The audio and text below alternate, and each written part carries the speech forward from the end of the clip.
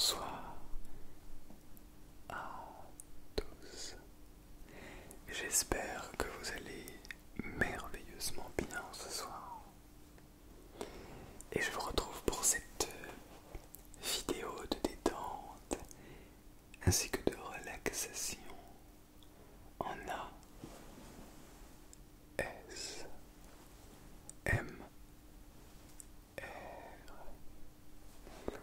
Et ce soir, j'aimerais vous poser une question.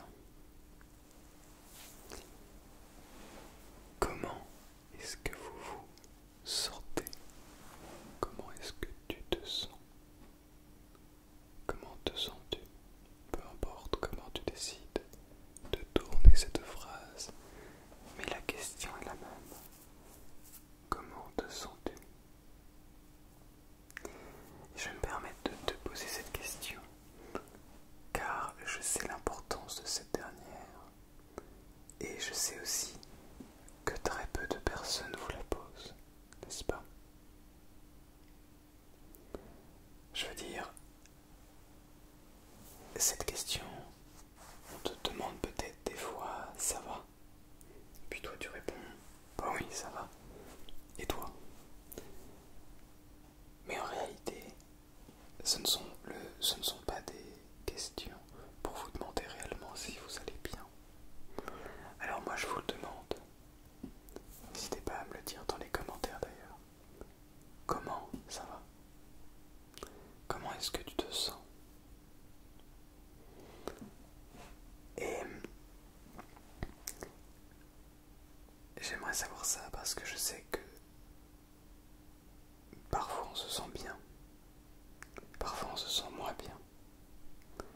D'ailleurs c'est aussi parfois beaucoup lié à nos émotions qu'on ne contrôle pas, en tout cas qu'on ne peut pas éviter. On a des émotions positives, on a des émotions négatives et on ne peut pas les éviter, ces émotions, ni les contrôler. Par contre, on peut décider d'accepter de vivre avec. Et voilà, j'aimerais te parler de tout ceci et te dire que peu importe comment tu te sens, que tu te sentes très bien ou que tu ne te sentes pas bien du tout, dans les deux cas, laisse-moi t'aider à écouter tes émotions, à t'écouter toi-même. Bon, si tu te sens bien, cette vidéo, déjà, bois de l'eau, peu importe. Si tu te sens bien ou pas, bois de l'eau. Si tu n'en as pas bu, parce que c'est très important. Drink water. Drink water right now. As always, it's really important. Juste pour les anglophones qui m'écoutent.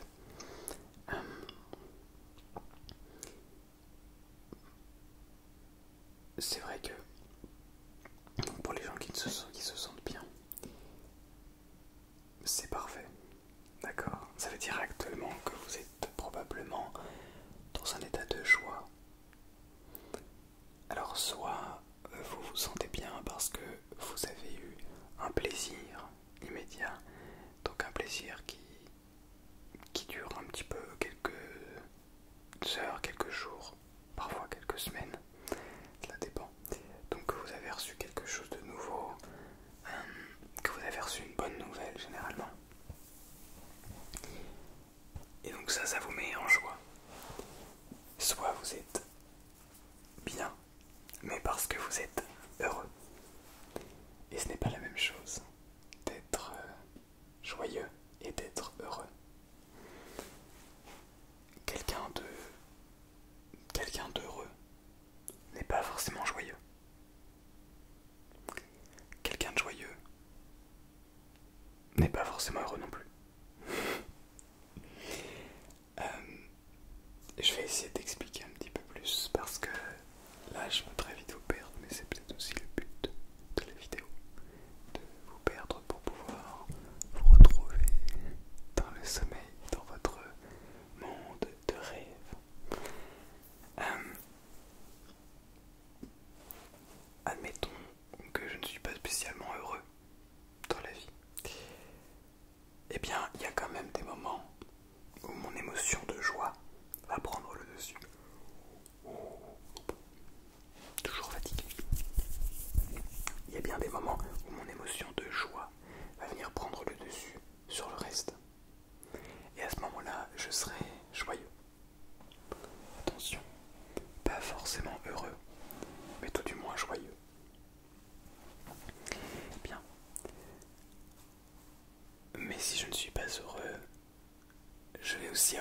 moments de solitude, des moments de doute, des moments de peur, des moments de tristesse, des moments de dégoût, de haine.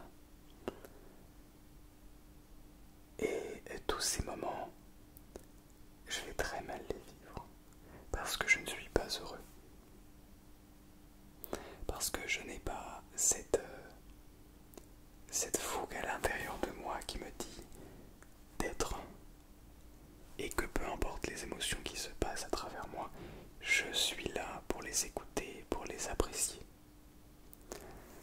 A l'inverse, celui qui va être de manière générale heureux, ou celle qui va être heureuse, je dis celui mais pour englober tout le monde, mesdames, je ne vous oublie pas, cette personne sera joyeuse et très joyeuse quand elle sera joyeuse, mais aussi joyeuse d'être triste, joyeuse d'avoir peur, et comme ressentir cette peur à l'intérieur d'elle-même, comme si cette peur était quelque chose de bon, de bienveillant.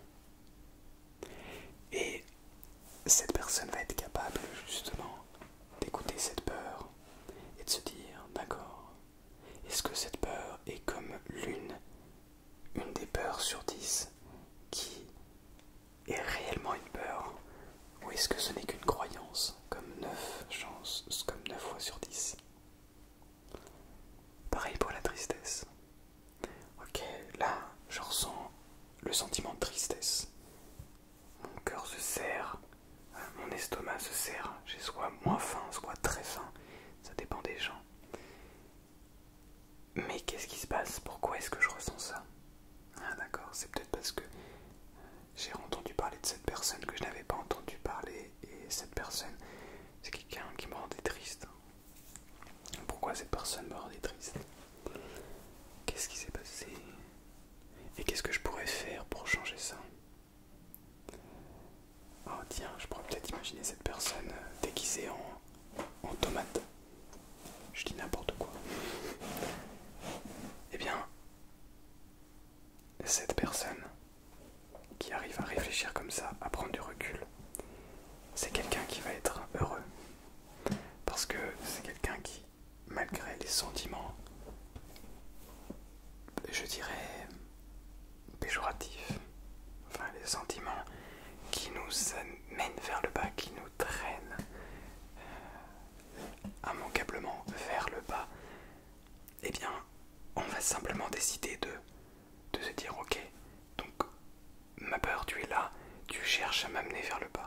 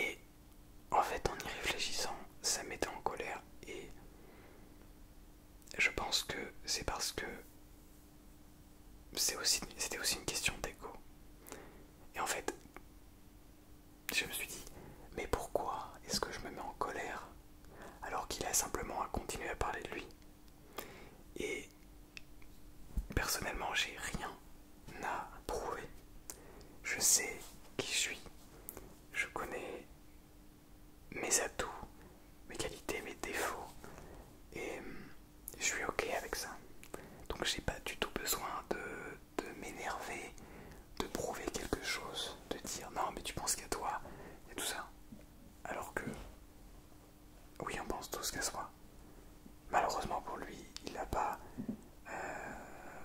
le recul nécessaire pour comprendre ce genre de choses. En tout cas, pas pour l'instant, pour voir ce genre de choses. Mais c'est quelque chose de très intéressant. Et après ça, on se sent 100 fois mieux. Vraiment. Donc si vous avez une émotion comme celle-ci, de la haine, de la tristesse, de la peur, du dégoût, eh bien, essayez de démanteler cette émotion pour venir chercher, je dirais, l'idée sous-jacente. Un petit peu comme dans un problème. On va aller décortiquer le problème et chercher qu'est-ce qu'on a besoin de résoudre et ce qu'il y a derrière ce problème. D'où ça vient et tout. Alors bien sûr, si on voulait aller faire un travail alors je ne suis pas psy, mais si on voulait aller faire un travail plus en profondeur, on pourrait carrément aller chercher dans les antécédents familiaux, dans l'enfance, donc pas que familiaux d'ailleurs, dans l'enfance de manière générale, pour aller chercher dans la généalogie même. On pourrait aller chercher dans la génétique, ouais, généalogie génétique et tout ça. Et on pourrait aller chercher vraiment beaucoup plus en profondeur sur soi. Et donc si vous avez même envie de faire ça, vous pouvez. Je vous invite même à consulter, si c'est possible, un psychologue, que vous soyez bien ou pas d'ailleurs. Mais bon, ça, on n'est pas là pour ça. Mais même si vous vous posez des questions, à vous tourner vers les gens qui vous connaissent depuis longtemps, vos parents, des gens avec qui vous êtes en contact depuis que vous êtes jeune. Et vous allez voir, vous aurez plein de réponses. Il suffit simplement de poser les bonnes questions. Mais ça, c'est si vraiment vous vous sentez très très mal. Et à ce moment-là, je sais que ça paraît très facile à dire, mais dites-vous simplement que la vie se découpe en phases. C'est comme ça que je le vois en tout cas. Une sorte de sinusoïde. Clac, clac, clac. On fait une danse comme ça. Clac, clac, clac. Non. Donc une sorte de sinusoïde. Le souci, c'est que on a tendance à venir chercher les choses qui nous mettent en joie très haute et d'aller les surévaluer. Et donc on redescend, forcément, il y a toujours des cycles. Et on a tendance à les voir très très bas aussi. Et en fait, une fois qu'on va très très haut, ça descend très très bas. C'est un peu comme un manège. Si on monte très haut, et ça va descendre encore plus bas. Et encore plus vite. Et alors que si on décide d'avoir des petits hauts très intéressants. Et les petits hauts ne veulent pas dire moins intéressant, moins puissant. Ça veut dire peut-être moins de sensations qui viennent réagir avec notre comment on appelle ça déjà, nos hormones du plaisir et tout ça. Donc nos hauts vont être un petit peu moins hauts et nos bas vont être beaucoup moins bas. En gros, ça va faire ça au lieu de faire ça. C'est une image, évidemment. C'est beaucoup plus complexe que ça. Vous avez tout à fait compris. Mais pour vous donner un ordre d'idée. Donc, et vous verrez que les bas, en fait, finalement deviennent des plats, voire des hauts, puisque vous apprenez des choses. Donc, ça dépend de la manière dont on décide de voir les choses. Voilà. Donc, n'hésitez pas, évidemment, posé cette question, et la question du titre, justement, posez-la vous, posez-vous là. Je vous invite à vous la poser. Beaucoup mieux, beaucoup mieux. À vous-même. Je vous invite à vous la poser à vous-même, évidemment aux gens qui vous entourent, mais à vous-même surtout, pour pouvoir répondre comme si vous la posiez à quelqu'un d'autre, comme si quelqu'un d'autre vous la posait. Et vous sortez comme ça tout ce que vous avez sur le cœur. Vous pouvez l'écrire. Vous écrivez tout ce qui vous passe par la tête si vous aimez écrire. Je sais que personnellement j'aime bien enregistrer les choses sur mon téléphone. J'ai une note vocale, clac. J'enregistre, j'évacue toutes mes pensées. Et ça fait drôlement du bien, vraiment. Même si c'est pas facile, parfois. Mais je sais que vous en êtes capable. Et si vous sentez bien, eh bien c'est aussi quelque chose à faire. D'être capable de se dire waouh, là, je suis bien. Je suis profondément bien, je me sens bien. Je suis capable de tout faire, je suis capable aussi de me reposer, mais de me reposer bien, de pouvoir dormir, de pouvoir écouter une vidéo ASMR. Par exemple des vidéos ASMR comme celle-ci, où on est là pour se détendre, mais aussi pour apprendre des choses, plutôt pour réfléchir un petit peu aussi. Ça c'est bien quand on a l'esprit apte à le faire. Alors que quand on a plein de choses en tête et qu'on a l'impression qu'on va exploser, mieux vaut des vidéos plus calmes, avec de la pluie en fond, avec du tapping, etc. C'est pour ça que, bon, si vous en êtes là, c'est que déjà vous faites partie des gens. Vous avez besoin d'un petit peu plus que juste se détendre. Et les deux sont tout à fait liés, hein. Les deux sont liés, les deux ne sont pas séparés. On peut tout à fait avoir besoin de certains types de vidéos à certains moments et de d'autres types de vidéos à d'autres moments. Et parfois on n'a pas besoin de vidéos. Et c'est aussi une chose sur laquelle je voudrais parler. L'ASMR c'est bien, ça vient vous détendre, c'est vraiment top. Mais parfois c'est aussi intéressant de ne pas en écouter et d'essayer de se retrouver seul avec soi-même sans voix ou sans bruit, sans son qui viennent vous, entre guillemets, parasiter l'esprit ou simplement vous faire penser à autre chose, puisqu'il faut penser parfois à nos problèmes, y faire face, pas rentrer dedans, mais plutôt aller à la rencontre de ce problème pour essayer de le comprendre un petit peu plus que simplement se dire ouais ça va pas, de toute façon je suis nul, ça n'avancera à rien et je n'arriverai jamais à rien et blablabla. Non, ça c'est facile, très facile de dire ça et de fuir le problème, de le contourner. Mais après les problèmes s'accumulent et c'est jamais trop tard. C'est jamais trop tard pour aller discuter avec chacune d'entre elles, chacun d'entre eux, chacune d'entre elles. Une problème on va dire. Vous avez compris. Donc, non vraiment, c'est